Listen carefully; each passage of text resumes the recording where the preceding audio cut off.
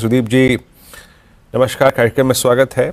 और जितना extreme pen हो सकता था देखा हमने, मतलब परसों तो हम करीब करीब 22,770 तक का सफ़र तय करके आ गए सर। बजट से पहले मार्केट्स कैसे अलाइन लग रहे हैं आपको? यहाँ से रिस्क रिवॉर्ड रेशो, क्योंकि आपका अर्निंग सीजन भी काफ़ी हद तक बीत चुका है, अब कैसा नज़र आ रहा है आपको और क्या ट्रेजेक्टरी नज़र आ रही है आपको बाजार की, मतलब निफ्टी की? देखिए, ग्लोबल मार्केट में बहुत सारे अनसर्टनिटीज हैं। जैसे हम जानते हैं कि यूएस से जो पॉलिसी अनाउंसमेंट्स, एग्जीक्यूटिव ऑर्डर्स आ रहे हैं, वो मार्केट्स में हलचल मचा रहा है। पर हमारे खुद की भी बहुत सारे प्रॉब्लम्स हैं। इकोनॉमी में एक स्लोडाउन सा आया हुआ है और कॉर्पोरेट रिजल्ट्स, ठीक है, कुछ कॉर्पोरेट्स ने अच्छे परफॉर्म किए, बट बाय एंड लार्ज ऐसा कुछ खास नहीं है। तो अंडर द सर्कमस्टेंसेस मार्केट में थोड़ा बहुत शंका तो है ही है। पर मैं उम्मीद कर रहा हूं कि ये बजट जो आएगा, इसमें सरकार की तरफ से ठोस कदम लिए जाएंगे, क्योंकि ये आप सही मायने में देखेंगे तो पहला बजट है इस सरकार का। इंटरिम बजट छोड़ दीजिए और जो छोटा बजट आया था उसको भी छोड़ दीजिए, पहला फुल बजट है और एक बहुत अच्छा अपॉर्चुनिटी है एक अच्छे खासे रिफॉर्म मेजर्स इंट्रोड्यूस करने का, कंजम्पशन को, इकोनॉमी को बूस्ट करने के लिए। आरबीआई की तरफ से जो लिक्विडिटी इन्फ्यूज किया गया है डे बिफोर यस्टरडे, जो ऐलान किया गया था डे बिफोर यस्टरडे, उससे कल मार्केट में पॉजिटिविटी था। और हम उम्मीद यही करेंगे कि सरकार से भी यही मोमेंटम बरकरार रहेगा। सरकार की तरफ से भी बजट में ऐसे मेजर्स आएंगे जिससे कि इकोनॉमी को और कॉर्पोरेट्स को बढ़ावा मिले, और ये मार्केट को जरूर चीयर अप करेगा। तो बजट पे बहुत उम्मीद है, उसी उम्मीद लेके हम लोग बजट की तरफ देख रहे हैं। और अगर बजट ठीक ठाक रहा तो ब्याज दर 7 फरवरी को कम हो या ना हो, मुझे लगता है मार्केट में एक अपवर्ड ट्रेजेक्टरी देखने को मिलेगा।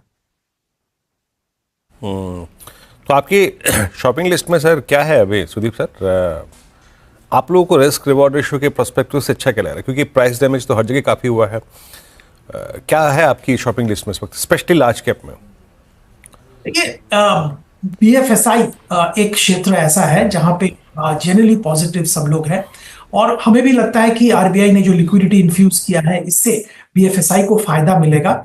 आने वाले दिनों में ब्याज दर कट जरूर होगा। अब फरवरी में हो या उसके बाद हो वो तो देखने की बात है, पर ब्याज दर कट होने का भी फायदा बीएफएसआई को मिलता है।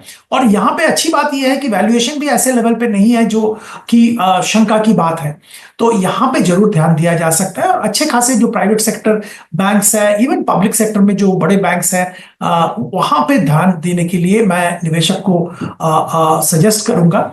आईसीआईसीआई के नतीजे आप देखिए, कितने बेहतरीन नतीजे आए in spite of so many challenges. तो यहाँ पे जरूर ध्यान दिया जा सकता है। कुछ इंश्योरेंस कंपनीज हैं जहां पे हम लोगों का पॉजिटिव रुझान बना हुआ है, जैसे एलआईसी। जो रिफॉर्म्स मेजर्स इंश्योरेंस इंडस्ट्री में आ रहा है उसका बहुत बड़ा फायदा एलआईसी को मिलेगा, तो एलआईसी में ध्यान दिया जा सकता है। इसके अलावा जो रिस्क अवर्स इन्वेस्टर्स हैं और थोड़ा लॉन्ग टर्म के लिए सोचते हैं, उनके लिए एक कॉन्ट्रा व्यू हमारा है कि फार्मा में ध्यान दिया जा सकता है। और फार्मा में लार्ज कैप फार्मा जैसे सन या आप लुपिन या डॉक्टर रेड्डीज जैसे सिप्ला, यहां पे ध्यान दिया जा सकता है। वोलेटिलिटी है, यूएस मार्केट में अनिश्चयता है, जेनेरिक प्राइसिंग प्रेशर है, पर इसके बावजूद फार्मा में एक स्टडी अपसाइड हम लोग देख रहे हैं। तो यहाँ पे लॉन्ग टर्म इन्वेस्टर जरूर इस जो गिरावट है उसका एडवांटेज लेके खरीदारी कर सकते हैं। सुदीप जी, ये सन फार्मा मेरे ख्याल से यूएस से सब्सटेंशियल रेवेन्यू लेके आने वाला, मेरे ख्याल से सबसे बड़ा एक्सपोर्टर।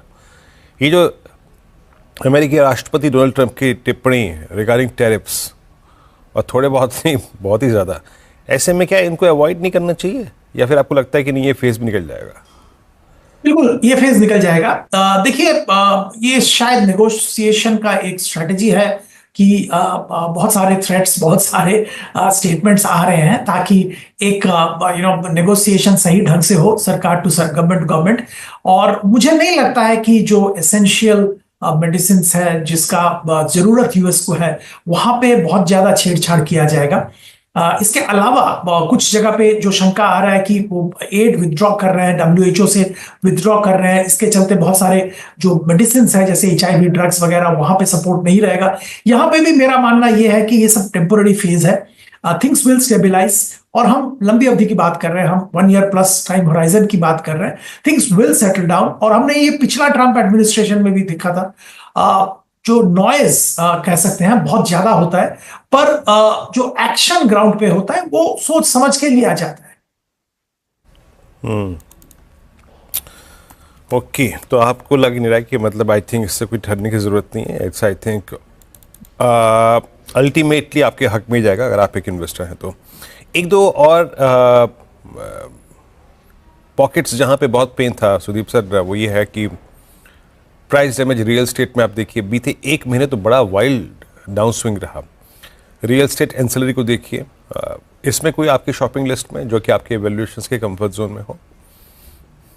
रियल एस्टेट में हम लोगों को लगता है कि प्राइस डैमेज जो हुआ है उसके बाद बहुत सारे स्क्रिप्ट थोड़ा अट्रैक्टिव जोन में आ रहा है। मैं तो ये यहाँ पे डीएलएफ के बारे में जिक्र करना चाहूंगा। लॉन्ग टर्म के लिहाज से अगर कोई देख रहा है इंडस्ट्री को, तो डीएलएफ में खरीदारी बिल्कुल किया जा सकता है।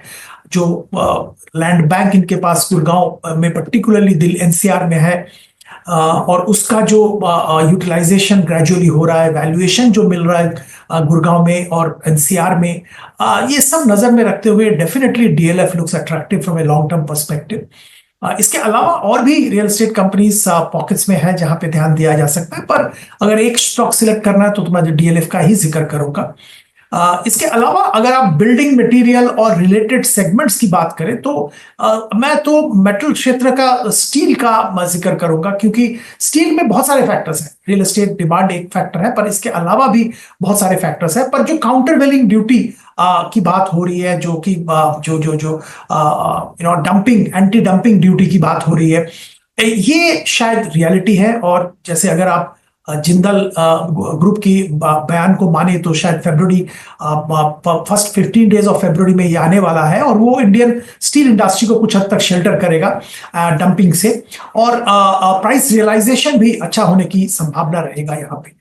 तो स्टील रियल एस्टेट से रिलेटेड है, पर अदरवाइज भी यूटिलाइजेशन है, तो स्टील सेक्टर में हम लोग पॉजिटिव है।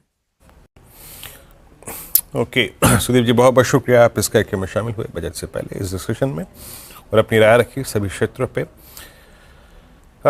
निफ्टी आपकी स्क्रीन पे 23,110 की दहलीज छू कर आया।